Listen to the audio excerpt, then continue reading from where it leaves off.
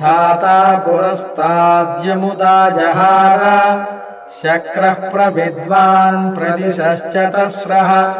तमेवम् विद्वानमृत इह भवति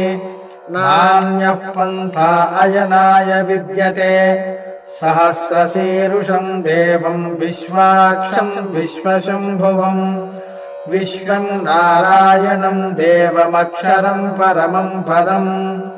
विश्वतः परमाम् नित्यम् विश्वम् नारायणगुम् हरिम् विश्वमेवेदम् पुरुषस्तद्विश्वमुपजीवति पतिम् विश्वस्यात्मेश्वरगुम् शाश्वतगुम् शिवमच्युतम् नारायणम् महाज्ञेयम् विश्वात्मानम् परायणम् नारायणपरो ज्योतिरात्मा नारायणः परः नारायणपरम् ब्रह्मतत्त्वम् नारायणः परः नारायणपरो ध्याता ध्यानम् नारायणः परः यच्च किञ्चिज्जगत्सर्वम् दृश्यते श्रूयतेऽपि वा अन्तर्बहिश्च तत्सर्वम् व्याप्य नारायणस्थितः